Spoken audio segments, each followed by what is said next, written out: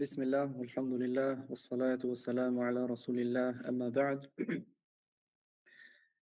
Lavdrimi takon Allahut, atë e përlevdojmë dhe për ti ndihmë dhe falje kërkojmë, dëshmoj se nuk ka të adhuruar të vërtet përveç Allahut një, dhe dëshmoj se Muhamedi është rob dhe i dërguar i tij.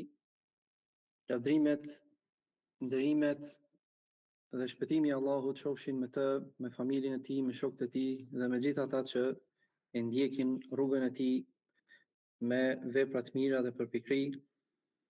Më pas kam kënaqësinë që të kontribuoj sado qoftë në mënyrë modeste me vëllezërit tanë në Xhamin El Albani në Gent, të kujtojmë fjalën e Allahut, kujtojmë fjalën e profetit sallallahu alaihi wasallam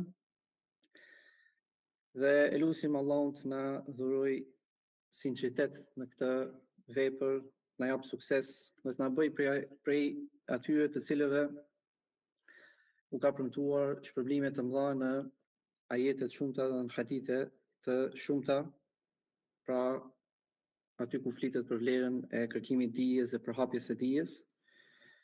Allahumma amin. Ne kemi zgjedh një shkrim të shkurtër, dhe ajo është përmbledhje hadithesh, të cilat i ka përpiluar një dietar i gjeneratave të parë. Pra, siç e keni parë në lajmërim, El-Imam El-Hafidh El-Mundhiri, dietar i madh, i njohur në hadith, i njohur në histori, gjithashtu edhe në gjuhë. Dhe pas jemi të emri i tij, kunja e tij është Ebu Muhammed Zakiyuddin.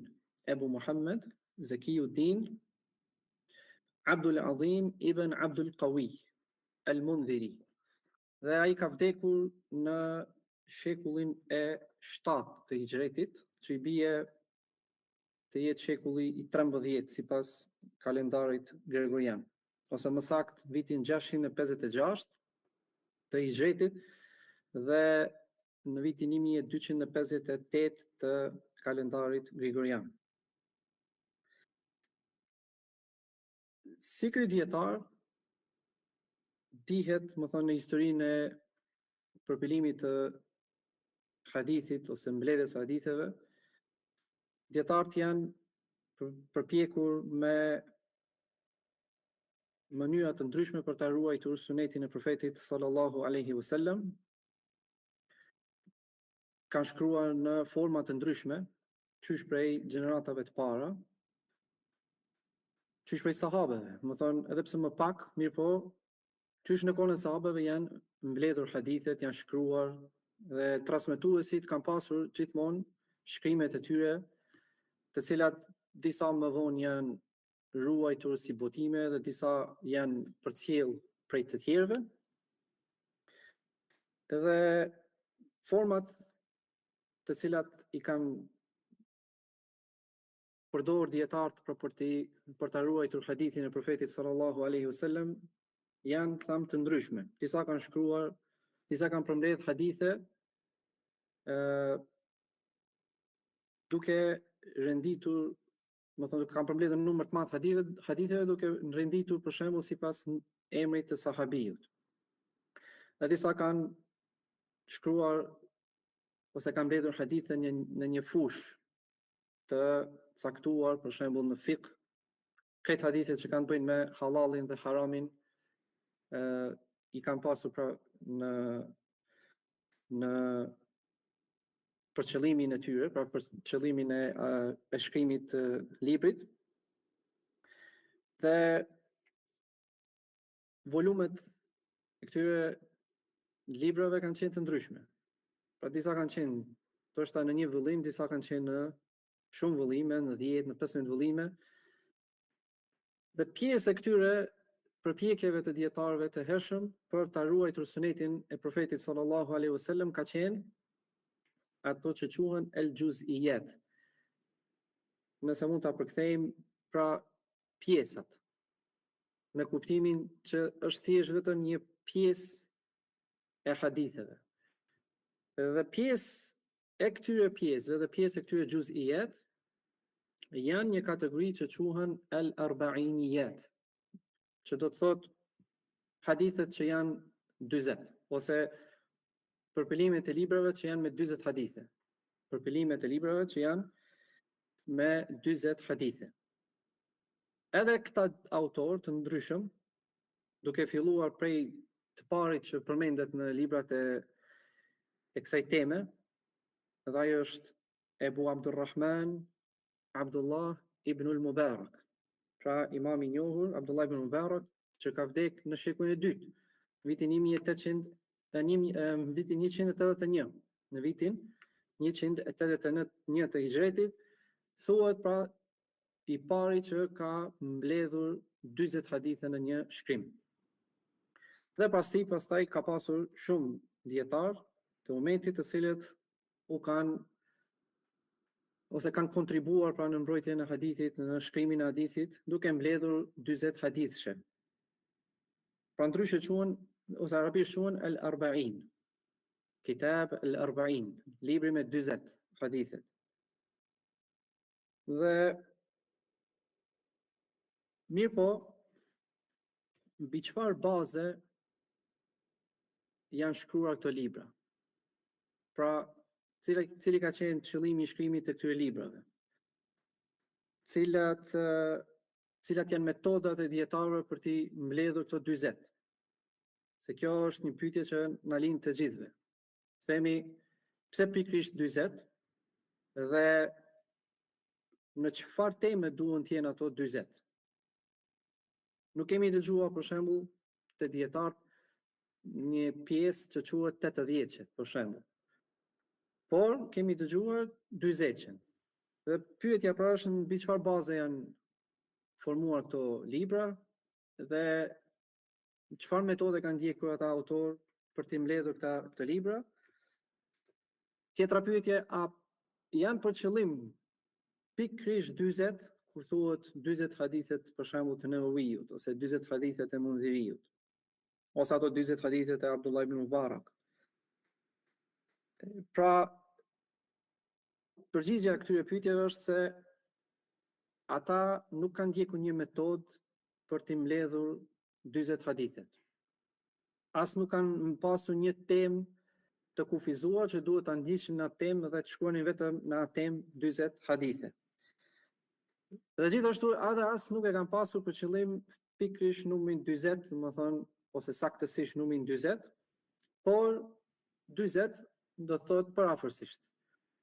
Ajo që është 41, 42, 43 hyn dhe rrumbullakohet me këtë titull, pra thuhet 40 hadithet e kësaj teme. Disa prej dietarëve kanë shkruar kanë mbledhur 40 hadithe në temën e tauhidit, në temën ku sqarohen emrat dhe cilësitë e Allahut Azza wa Jall. Në disa të tjerë kanë mbledhur 40 hadithe në fiqh, pra në ahkam, siç është ky libri të cilin ne jemi duke e lexuar, domethënë al-arba'una fil ahkam, 40 hadithet në dispozita ose mbi dispozita, që do të thotë mbi dispozitat e veprave të fesë, halal, haram, çfarë lejohet, çfarë s'lejohet, çfarë është obligim. Disa të tjerë kanë shkruar 40 hadithe ose kanë mbledhur, domethënë libra 40 hadithesh për ndonjë temë krejt tjetër, ku janë përmendur për shembull në hadithe vende, 40 hadithe ku janë përmendur lokacione, 40 hadithe që kanë bëjnë me luftën. Tjetër kush ka mbledhur 40 hadithe për fjalët përmbledhëse të profetit sallallahu alaihi wasallam, pa qenë ato më përmbledhëse, më gjithë përfshirëse të fesë. Si kush? Si Al-Hafidh an-Nawawi, për shembull, që ka mbledhur 40 hadithe të tij. Qëllimi i tij ka qenë mbledh 40 hadithe që janë më përmbledhëse. Pra që është një hadith i shkurt, por përmbledh krejt fen, ose përmbledh një pjesë shumë të madhe të fesë. Dhe kështu me radhë, domethënë tema të ndryshme. Dhe kështu e kuptojmë që nuk pas ka një temë të caktuar për këtë lloj përpilimish, për këtë lloj përpilimi, që është 40 hadithe, po që kanë tema të ndryshme. Edhe kështu dietarë të gjithë pra kanë kontribuar me mundësitë e tyre për ta përhapur fen, për ta shfaqur dhe ngritur tauhidin dhe sunetin e profetit sallallahu alaihi wasallam, pavarësisht pra qëllimeve të ndryshme, synimeve të ndryshme që i kanë pasur, renditjeve dhe metodave ndryshme në librin e tyre, në librat e tyre. Prandaj ne lutim Allahun që t'i mëshirojë të gjithë ata, t'i shpërblej ata për këtë mund me shpërblimet e tij më të larta dhe të na dhurojë edhe neve një hise pra bashkë me ta në këtë veprim, ta përhapim sunetin e profetit sallallahu alaihi wasallam dhe e lutim për Allahun të na e pranoj këtë. Allahumma amin. Mirë, pra nëse pyet veten edhe një herë, pse 40?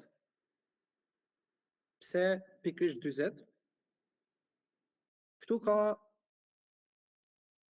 shpjegim. Disa dietarë e kanë zgjedhur që të mbledhin 40 hadithe në temën të cilën e kanë zgjedhur, nga shpresa për të hyrë në shpërblimin që është përmendur në një hadith. Në të cilin hadith thuhet që ai që mbledh 40 hadithe për ta përhapur sunetin e profetit sallallahu alaihi wasallam do ketë këtë dhe këtë shpërblim. Dhe hadithet që kanë ardhur specifikisht për 40 hadithe, kush jam son të tjerëve 40 hadithe deri në fund, janë me tekste të ndryshme. Janë me tekste të ndryshme, pra ku përmenden shpërblime të ndryshme, por dietarët e hadithit, ata të cilët pra i kanë analizuar mirë zinxhirin e këtyre haditheve, kanë ardhur në përfundim se asnjëra prej tyre nuk është hadith i saktë dhe se asnjëra nuk mund ta forcojë tjetrën, pra nuk mund të kalojnë në gradën e një hadithi të pranuar. Me pak fjalë, hadithi është daif. Pra hadithi, për shembull, kush jam mëson umetit tim 40 hadithe. Kështu thot një hadith. Men hafidha ala ummati 40 hadithan. Kuntu lahu shafi'an yawm al-qiyamah. Do të jem ndërmjetës për të ditën e ringjalljes. Do të jem ndërmjetës për të ditën e ringjalljes. Dhe si tham, ka shumë tekste të ndryshme për vlerën e kush mbledh 40 hadithe, jam mëson tjerë 40 hadithe, mirë po të gjitha janë daif, të gjitha janë të pasakta. Ky është njëri nga shtytësit pse disa dietar kanë shkruar 40, kanë mbledhur 40 hadithe në një fushë. Sepse jo secili dietar ka arritur ta kuptojë që ky hadith është i dobët, sepse jo secili dietar është, domethënë, i specializuar thellë në hadith, dhe duke menduar që është hadith i saktë, ky ka qenë motivi për mbledhjen e haditheve.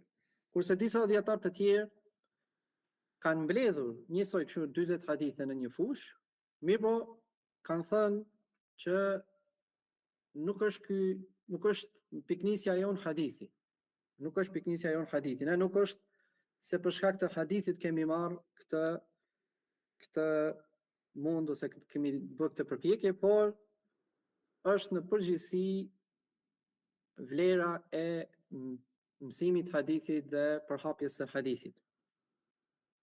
Hadithe të shumta, për shembull, hadithin që e dim të gjithë, nadhar Allahu imra'an, Allahu ja ndriçof fytyrën një burri, një njeriu, sami'a maqalati, i cili e dëgjon fjalën time, fa hafidhaha, e mëson, e ruan, do thotë e mëson përmendsh, fa wa'aha, pra kujdeset për të dhe e mëson edhe e zbaton, fa addah, më thënë transmetim, dhe ja jep tjerëve ose ja përcjell të tjerëve. Dhe hadithet e tjera, si hadithi le ta përcjell ai që ishte i pranishëm për jush, atyre që nuk kanë qenë këtu. Pra, hadithet shumëta që nxisim për ta mësuar hadithin e profetit sallallahu alaihi wasallam dhe për t'ia përcjell të tjerëve. Kjo është, si më thon, motivi pse kanë filluar të shkruajnë 40 hadithe. Po mund të vi pyetja pse pikërisht 40? Atëherë disa prej tyre thonë që për të ndjekur rrugën e dietarëve të mëdhenj, të cilët na kanë paraprirë, domethënë në të kaluarën, duke mbledhur 40 hadithe në këtë fushë. Pra jo drejt për drejt se profeti sallallahu alaihi wasallam e ka thënë, por sepse është bërë traditë zakon të shumë prej dietarëve që të mbledhin pra në këtë numër të vogël të haditheve. Dhe e kanë ndjekur pra rrugën e tyre, kanë ndjekur gjurmët e tyre. Wa alaikum salam.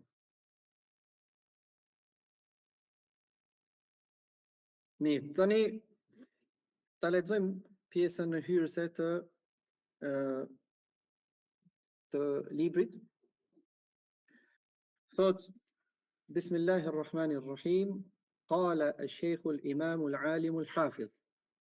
Dietari imami Hafidhi, që do thot dietari që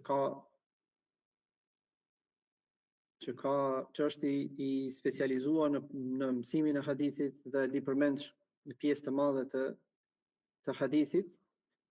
Zakiuddin Abu Muhammad Abdul Azim ibn Abdul Qawi ibn Abdullah al-Mundhiri rahimahullahu ta'ala.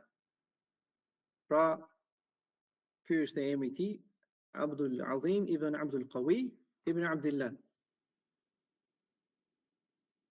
Ai ka thënë: Alhamdulillahi al-muwaffiqu lis-suluki subuli rushdi. Hamdi takon Allahut, i cili i jep sukses njeriut të ndjek rrugët e udhëzimit, i cili i dhuron me mëshirën e tij përfshirëse dhe dhuntin ose dhurimin e tij të gjerë mirësi. Atë e lavdëroj, ashtu si e ka hak të lavdërohet. Dëshmoj se nuk ka të adhuruar të vërtet përveç Allahut, wahdahu la sharika lah, që është një dhe i paortak, me një dëshmi të atij që kërkon mbrojtjen prej tij në lutje, dhe dëshmoj se Muhamedi është robi i tij, abduhu, pra robi i tij, që do të thotë ai është i nështruar ndaj Allahut dhe adhuron Allahun, wa rasuluhu, dhe i dërguar i tij, i cili e ka mbajtur fjalën, sallallahu alaihi wa ala alihi wa ashabihi, lavdratat e Allahut dhe shpëtimi i Allahut qofshin me të, me familjen e tij, me shokët e tij dhe me gjithë ata që i ndjekin ata me punë të mira. Me fjalë të përafërta. Dhe pastaj thot: Ti më ke kërkuar që të mbledh për ty 40 hadithe, të cilat do t'i mësosh, përmendsh nga hadithet e dispozitave, dhe të cilat ti pastaj do t'i studiosh me kalimin e kohës. Dhe kërkove që këto hadithe që do t'i mbledh ty të jenë pa zinxhir, që ta kesh më lehtë ta arrish atë që ke për synim, pra mësimin përmend dhe studimin e hadithit. Pastaj thot: dhe unë bëra istikhara, i kërkova Allahut, pra lutjen e kam bërë Allahut lutjen e istikharës, dhe po të përgjigjem për kërkesën tënde dhe nisa ta bëj këtë kërkesë, ta shkruaj këtë kërkesë. Hadithet që i kam përzgjedhur janë prej Sahihut të Buhariut dhe Muslimit, Allahu i mëshiroft të dy, që i kanë transmetuar në sahihet e tyre, ose që e ka përmendur, ose që e ka transmetuar së paku njëri prej tyre. Pra ti kanë përzgjedhur hadithet që i ka përzgjedhur Buhariu dhe Muslimi në dy sahihet e tyre, ose e ka përcjell atë hadith njëri prej tyre, duke dashur dhe duke shpresuar tek Allahu i lartësuar që të më bëj së pari mua dobi, të bëj ty dobi dhe t'i bëj të gjithë muslimanëve dobi. Vërtet ai është Arhamur Rahimin, është më i mëshirshmi, mëshirues. Pra, të kjo hyrje e kuptuam qëllimin pse ka shkruar autori këtë libër dhe pse ka mbledhur këto 40 hadithet, sepse ja ka kërkuar dikush prej nxënësve të tij. Ja ka kërkuar dikush prej nxënësve të tij. Çfarë ka kërkuar? Të mbledh hadithe vetëm në temën e dispozitave të veprave, dispozitave fetare. Pra rreth namazit, pastërtisë, agjërimit e kështu me radhë, dhe i ka kërkuar që të mos e përmend zinxhirin, që ta ketë më lehtë mësimin përmendsh, dhe ai është përgjigjur autori, Allahu më mëshiroft, me një herë kërkesës së tij, pra vetëm pse ja ka kërkuar dhe t'ja ketë shkruar kërkesën, jo, por çka ka bërë së pari, ka bërë istikhara. Pra ka falur 2 rekate dhe e ka bërë lutjen e istikharës që ja ka mësuar profeti sallallahu alaihi wasallam këtij umet, që ja ka mësuar sahabeve për çdo çështje të rëndësishme ta bëjnë para se ta veprojnë. Dhe kështu është pra rruga e drejtë, rruga e kërkuar, që për çdo çështje që ne duhet të para se ta nisim ta bëjmë për çështjeve të rëndësishme, të bëjmë istikhara. Pra ta lutim Allahun një herë të na mundsojë atë që është më e mira, sepse ai është i gjithdijshmi, e di çfarë është më e mira, dhe të na e mundsojë sepse ai është i gjithfuqishmi dhe ne nuk kemi mundësi.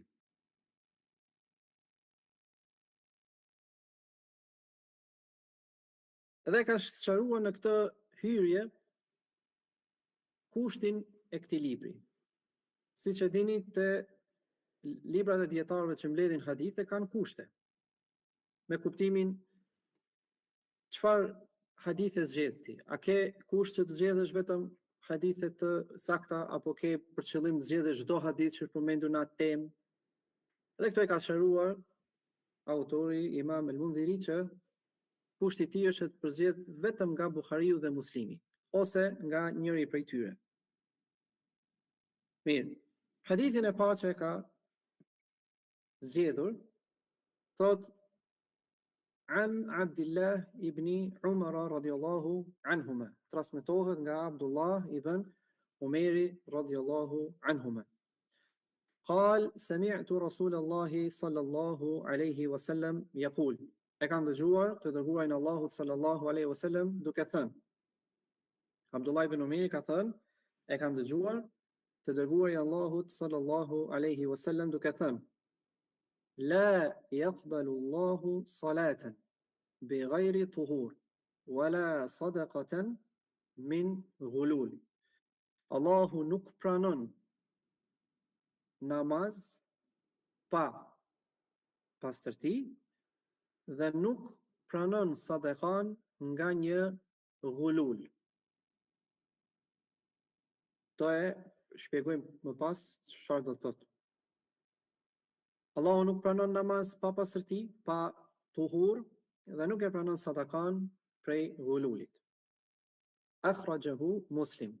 E kanë nxjerrë këtë hadith Muslimi.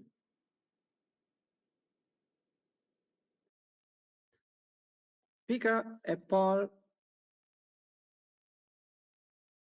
për cilën duhet flasim për lidhur me këtë hadith është se këtë hadith e ka transmetuar Muslimi, mirë po ka një dallim të vogël tek teksti si qëndron te Muslimi. Te Muslimi qëndron la tuqbalu salatun, nuk pranohet namazi, ose nuk pranohet asnjë namaz.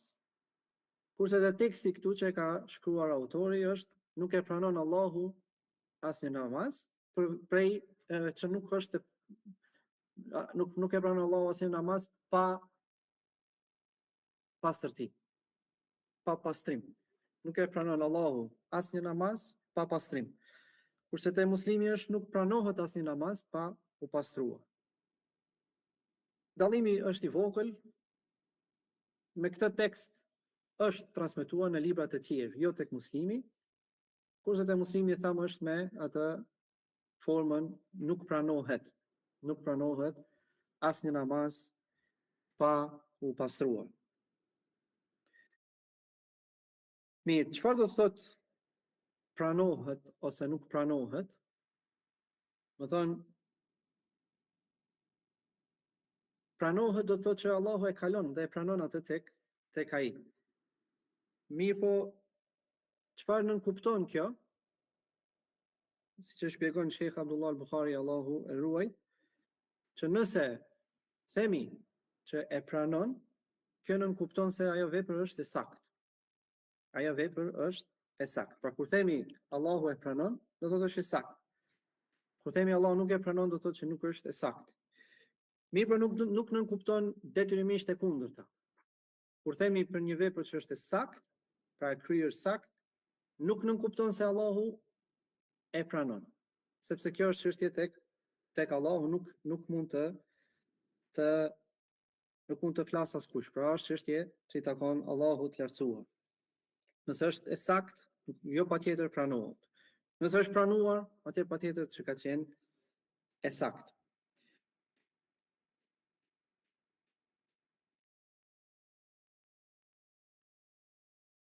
Mirë. Allahu thot këtu, ose profeti sallallahu alaihi wasallam thot këtu, la yaqbalu Allahu. Ose në transmetimin tjetër, la tuqbalu. Kjo fjala la këtu është në mënyrë ka ardhur në mënyrë me kuptimin gjithëpërfshirës. Arabisht i quajnë la nafie lil jins, që mohon krejt. Nuk. Edhe ka ardhur pastaj fjala që ka mohuar profeti sallallahu alaihi wasallam ka ardhur në trajtën e pashuar, salatun. Pra, kur vjen nuk pranon namaz, do thot asnjë lloj namazi, asnjë lloj namazi. Dhe këtu nuk mund të bëjmë përjashtim. Sepse ka të cilët ka prej njerëzve që kanë bërë përjashtim, kanë thënë nuk është kusht të pastrohesh, nuk është kusht të kesh abdes për secilin namaz. Por disa namaze kanë kusht, disa jo. Mirë, po profeti sallallahu alaihi wasallam ka thënë në mënyrë shumë përfshirëse, ka thënë nuk pranohet asnjë namaz. Nuk pranohet asnjë namaz, që do thotë përfshin edhe farzin, përfshin edhe nafilin. Siç kanë përmendur pra dietar. Dhe kur themi nuk përfshin farzin nafilin, do të thonë përfshin edhe namazet e tjera. A përfshin edhe kë? Edhe namazin e xhenazës. Të përmendim edhe një herë më pas. Çfarë do thotë fjala tuhur? La tuqbalu salatun bighayri tuhur. Nuk pranohet namazi pa tuhur, është për qëllim veprimi. Pra, mund të vijë ndonjëherë edhe me fetha vetëm. Është për qëllim veprimi, do të thonë pastrimi. Pastrimi kuptohet, do të thonë larja kur është njeriu xhunub dhe abdesi kur është muhdith, pra kur ka prishur abdesi. Pra nuk pranohet namazi pa marr abdes ose pa u lar për atë që është xhunub.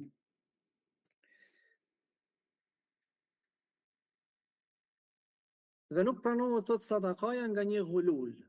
Çfarë do thot ghulul? Ghulul Ibn Athir, ajo është prej dietarëve të mëdhenj gjuhës, ka thënë që kjo fjalë është përmendur shumë shpesh në hadithe. Është përsëritur shumë shpesh në hadithe, fjala ghulul. Dhe çfarë do të thotë? Do të thotë mashtrim në marrjen e plaçkës së luftës, ose vjedhja e plaçkës së luftës para se të shpërndahet. Pra para se të shpërndahet plaçka e luftës që mblidhet në luftë, në betejë, ku kryhet betejë, dikush nëse përpiqet të marrë diçka prej tyre, përvetsoj diçka prej asaj plaçke, kjo quhet në folje thuhet ghalla yaghullu. Pra ghulul është ai i cili e bën këtë veprim, që mashtron për plaçkën e luftës ose vjedh prej plaçkës së luftës para se të përhapet, para se të shpërndahet ajo. Dhe pastaj ka thënë si fjalë përfshin çdo përpjekje për të mashtruar fshehtas. Kur dikush pra vjedh diçka ose mashtron diçka fshehtas dhe e përvetson, jo vetëm pra fjala jo vetëm për plasjen e luftës, mund të thuhet në arabisht ghalla yaghullu, pra me të përdoret kjo fjalë. Mirë, pastaj pika tjetër ka të bëjë me kuptimin e hadithit. Këto që përmendin ishin shpjegimi i fjalëve. Tani si kuptohet ky hadith? Çfarë përfitojmë nga ky hadith? Ka thënë al-Hafidh an-Nawawi, Allahu më shiroft, se ky hadith është tekst i qartë dhe i drejt për drejt që tregon se pastërtia është obligim për atë që do të falet. Që është obligim, pastërtia është obligim për namaz. Dhe për këtë ka ixhma te dietarët e umetit se pastërtia është kusht për namazin. Pra është kusht që të jetë namazi i saktë. Dhe këtë ixhma gjithashtu e kanë përcjellë edhe dietarë të tjerë si Sheikhul Islam Ibn Taymija dhe të tjerë. Dhe nuk ka asnjë xhilaf për këtë çështje. Pra nuk ka mendime se a është kusht apo s'është kusht. A është patjetër apo s'është patjetër të merret avdes për namaz. Ma pas ka thënë, vazhdon el-Hafidh an-Nawawi, thot dietarët e umetit gjithashtu kanë ixhma, pra umeti ka ixhma se është haram palja e namazit pa pastërti. Pra thamë është obligim të marrësh avdes për të falur. Nga ana tjetër është haram dikush të falet pa u pastruar. Qoftë me ujë ose me dhej, sipas dispozitave. Dhe nuk ka dallim në këtë mesele, a është farz, a është nafile, a është, ka thënë më pas, apo është namazi i xhenazës. Sepse te namazi i xhenazës ka një mendim tjetër i cili është shumë i dobët, që është paraqitur të disa prej tabiinëve, mirë po është refuzuar nga gjithë dietarët më pas dhe kanë përcjellë dietarët se ka ixhma që edhe në namazin e xhenazës është obligim dhe kusht avdesi. Pse? Ibn Qayyim Allahu më shiroft, Imam Ibn Qayyim Allahu më shiroft në librin Tahdhib as-Sunan ka thënë gjithashtu se, më thënë duke përmend këtë meselen e xhenazës, ka thënë që futet në këtë obligueshmëri edhe namazi i xhenazës. Pra nuk bën përjashtim namazi i xhenazës nga kjo çështje, që është farz të merret avdes. Sepse si hyhet në këtë namaz, pra si është tahrimi i këtij namazi, tekbiri i ihramit që themi, është me tekbir. Pra atëherë ti ke hyrë në gjendjen e ndaluar që është sikur në namazet e tjera. Si del nga ky namaz? Del me selam. Pra në namazin e xhenazës ti e fillon me tekbirin e tahrimit ose tekbirin e ihramit dhe e mbyll këtë namaz duke dhënë selam ashtu si bën në të gjitha namazet. Dhe thot Ibn Qayyim Allahu më shiroft, ky është mendimi i sahabëve të dërguarit Allahut sallallahu alaihi wasallam dhe nuk dihet asnjë kundërshtim mesin e tyre për këtë gjë. Dhe ky është mendimi i 4 imamëve të njohur, pra që ndiqen në medhhebe, dhe përmend pra dietarëve të mëdhenj, imamëve të mëdhenj të selefit, dhe thotë që nuk ka ihtilaf për këtë çështje përveç se disa pak prej tabiinëve, filani dhe filani, mirë po tregon pra që ky ihtilaf është i kotë dhe i papranueshëm. Pse është i papranueshëm? Sepse hadithi është shumë i qartë, i drejt për drejt dhe gjithëpërfshirës, dhe sepse ka ixhma për këtë gjë. Mirë, është një mesele tjetër dhe ajo është nëse namazi i xhenazës tham nuk bën përjashtim, sepse fillohet me tekbir dhe përfundohet me selam, atëherë thjesht puna me sejdën e leximit. Sejdën e leximit të Kuranit. Pra, në disa sure shohim atë shenjën e sejdës dhe bëjmë sejdë. Edhe kur jemi në namaz, edhe kur jemi jashtë namazit. Dhe hukmi i saj është si është, ka mendime të dietarëve që është obligim dhe mendime që është sunet shumë i fortë. Që të bësh sejdën e leximit. Pyetja këtu është, a futet në këtë temë apo jo? A hyn në këtë hadith apo jo? Që nuk pranohet namaz pa u pastruar. Edhe këtu Imam Ibn al-Qayyim, Allahu e mëshiroft, ka treguar se ka dy mendime dietarë. Ka dy mendime të dietarë. Mendimi i parë që kanë thënë është kusht të merret abdes për të bërë sejdën e leximit. Pra nuk mund të bësh sejdën e leximit nëse s'ke abdes. Ky është mendimi i parë. Dhe ky është mendimi i shumicës dërmuese të dietarëve të fikut. Atë që është i përhapur të dietarëve të fikut, sa thot Ibn Qayyimi, disa e mendojnë madje që është ixhma. Disa mendojnë që është çfarë? Ixhma. Pra nëse merret vetëm tek librat e mëdhëbeve dhe mësohet kjo temë, do shohësh ndoshta që nuk përmendin disa që ka i khilaf. Dhe mendon ti se është çështje që ka ixhma, nuk lejohet të bësh sejdën e leximit pa abdes. Mendimi i dytë është se nuk është kusht. Mendimi i dytë është se nuk është kusht abdesi. Dhe ky është mendimi i një numri gjithashtu të madh të dietarëve të selefit. Dhe këtë mendim e ka përmendur Ibn Battal në librin e tij ku e shpjegon Sahihun e Buhariut. Dhe aty ka përmendur që Abdullah ibn Umeri radiallahu anhuma e ka vepruar këtë. Do të thonë, ka treguar që nuk është kusht të kesh abdes për ta bërë sejdën e leximit. Dhe e ka përmendur thot Buhariu në Sahihun e tij. Buhariu ka përmendur një kapitull në librin e tij dhe e ka quajtur kapitull kush e ka mendimin, ose kapitull ata të cilët e ka mendimin se bën të bëhet sejdja e leximit pa abdes.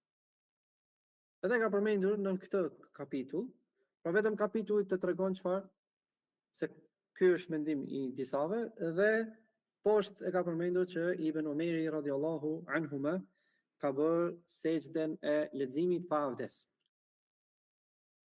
Dhe tani thot Sheikh Abdullah Buhari, kjo vënje titullit, dhe dini Imam al-Buhari, Imam Buhariu, Allahu mëshiroft, ka qenë shumë i zgjuar në vënjen e titujve. Ai kur ka përmendur hadithet në librin e tij, ka vënë për secilin hadith ka vënë titull. Pra në një titull ka përmendur një hadith, 2 ose 3, dhe aty shihet shumë qartë zgjuarësia e tij dhe mençuria e tij e hollë.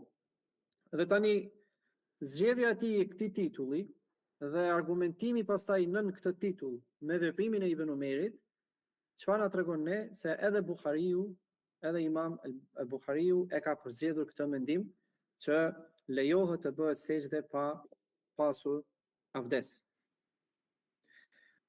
Pastaj thot që Ibn Qayyimi, Allahu mëshiroft, i ka përmendur argumentet e palës së parë, pra atyre që thanë shumica e dietarëve të fikut, se pse është obligim, pra argumentet që mund të jenë përgjithshme, që sejdja i ngjan namazit e kështu me radhë, mirë po, të gjitha këtyre argumenteve Ibn Qayyimi, Allahu mëshiroft, i është përgjigjur me përgjigje të gjatë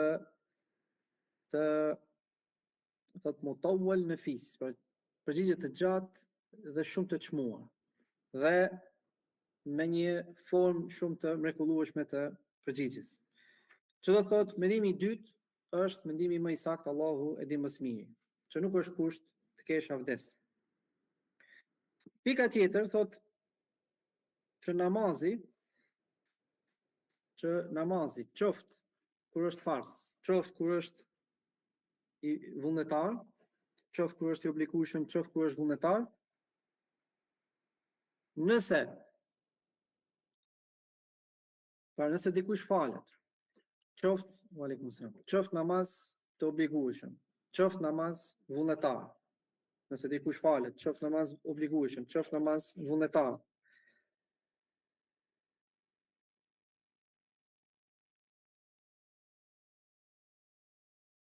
dhe ka qenë pa avdes,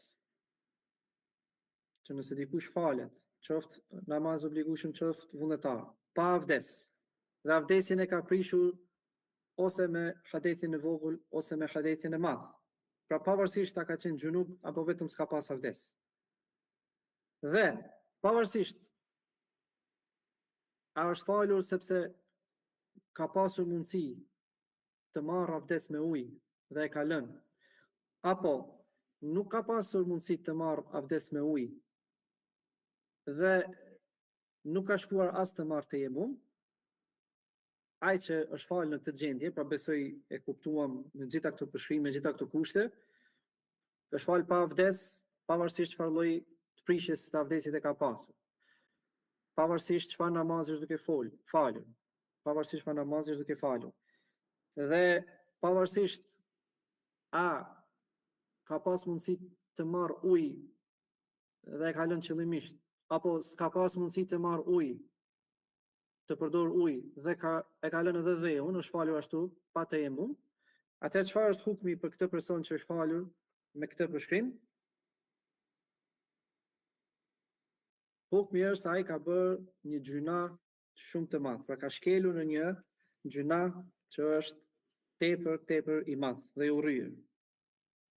Imam Ibn Taymija, Allahu më shëroft, është pyetur, ka thënë,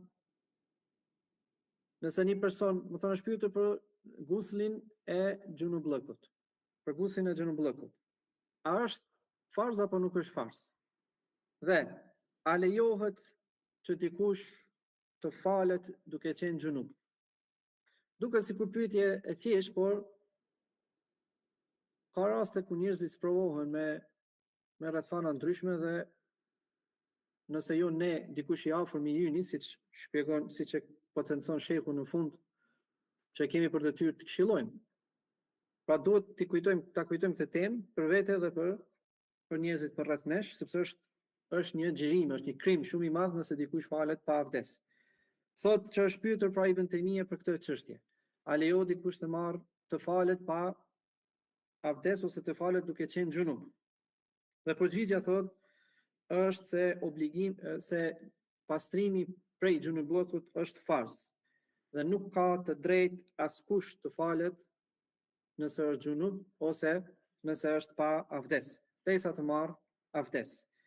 Dhe kush falet pa pastrim, pra pa avdes dhe pa ular, duke e bërë halal këtë gjë, pra falet duke menduar që s'ka gjë, kjo është halal, fa huwa kafir, ai është thot kafir. Ai është kafir. Allahu na ruaj. Më thënë, keni dëgjuar raste të ndryshme, ndoshta njerëz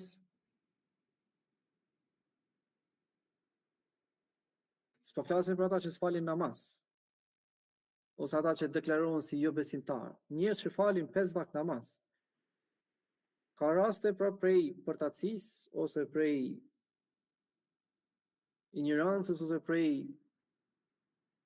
dobësisë imanit përton të marrë avdes dhe të futet ashtu në namaz. Ka raste që kanë treguar për vëllezërve në shkollat tona ku mësohet për fe, në shkollat e sufistëve, që disa janë falë kështu, domethënë e kanë pas detyrueshme sepse ka ardhur përgjithësi ti kontrollojë a falen apo nuk falen. Dhe ai prej xhumit është futur drejt në saf, vetëm që të ta shohin se është duke u falë. Dhe nuk ka marrë abdes. Allah na ruaj. Pra ai që thotë që falet pa abdes dhe e llogarit këtë gjë halal, atëherë thotë është kafir. Por nëse nuk e llogarit halal, atëherë thotë ka ihtilaf për kufrin e tij. Shiko si thotë, ka ihtilaf për kufrin e tij. Shiko sa çështje e rrezikshme, sa krim i madh që është, që ndoshta është kafir prap. Edhe pse s'e ka bërë halal, thjesht vetëm futet namaz për të falur pa u pastruar. Dhe ai e meriton ndëshkim të madh, mirë po, vazhdon, pa Ibn Taymija Allah më shëroft, nëse ka mundësi e ka patjetër të lahet me ujë, dhe nëse nuk ka ujë ose ka frikë nga përdorimi i ujit, siç janë rastet kur dikush nuk guxon të lahet nga ndonjë smundje që e ka në lëkurë ose tjetër, uji është, mirë po nuk ka frikë nga përdorimi i ujit, ose është, më thënë, momenti që uji është shumë i ftohtë dhe ai ka frikë se do të dëmtohet. Pra, ai që gjen ujë ka për detyrë thotë të lahet. Nëse nuk gjen ujë ose ka frikë nga përdorimi, për shkak të ndonjë smundje e kështu me radhë, atëherë duhet të marrë tejemmum.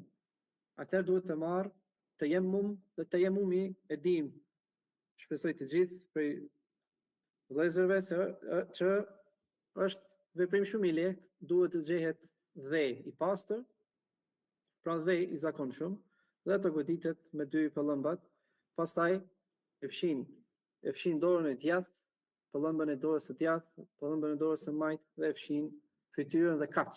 Kjo është në rastin kur nuk gjen njeriu ujë, ose gjen ujë dhe nuk ka mundësi ta përdorë për ndonjë sebeb të pranuar sheriatikisht. Atëherë kalon te tejemmumi, por ta lër edhe ujin, edhe tejemmumin dhe të falet në atë mënyrë, atëherë ky është domethënë ai krimi i madh ose ai gjunahu i madh për cilin meriton ndëshkim shumë të fuqishëm. Mirë po, nëse ai nuk ka mundësi as ta përdor ujin dhe as nuk ka mundësi të marrë tejemmum, siç janë disa raste më të rralla ku njeriu mund të jetë për shembull të jetë futur në gips, domethënë në pjesë të madhe të trupit ku nuk mund të lëviz, as nuk ka mundësi dikush t'i ndihmojë.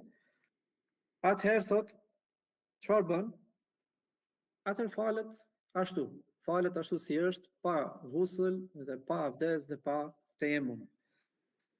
Sipas mendimit më të saktë të dietarëve, dhe nuk ka për detyrë ta përsërisë më pas. Pra atëherë kur shërohet ose kur t'i vjen mundësia, nuk e ka për detyrë ta përsërisë atë namaz që e ka falur në atë mënyrë. Pse? Sepse ai si ka urdhëruar Allahu, fattaqullaha mastata'tum. Ruajuni zemrimin e Allahut, pra keni frikë Allahut sa të keni mundësi. Edhe ai e ka bërë këtë gjë, aq ka pasur mundësi dhe e ka kryer obligimin e tij në atë mënyrë. Prandaj kujdes ti të mos neglizhosh këtë çështje, mos tregohesh i pakujdesshëm. S'është çështje e lehtë, është çështje e madhe, është çështje dallimi mes kufrit dhe imanit, Allahu na ruaj. Dhe kujdes nëse njeh dikë, edhe e lë pa e këshilluar. Pra, prej familjes ose prej fëmijëve që kuptojnë, nuk lejohet t'i lejojmë ashtu në atë mënyrë, duhet t'ia mësojmë rëndësinë e kësaj çështje, se kjo është çështje shumë e madhe tek Allahu. Mirë, me këtë hadith mjaftohemi për këtë natë, kur na jepet mundësia, inshallah në herat e tjera do vazhdojmë të marrim pak më shumë. Allahu është Zoti i suksesit, atij i kërkojmë sukses. Allahu e din më së miri, wa sallallahu wa sallama ala nabiyina Muhammad, wa akhiru da'wana anil hamdulillahi rabbil alamin. Amin. Allah shpëlbej.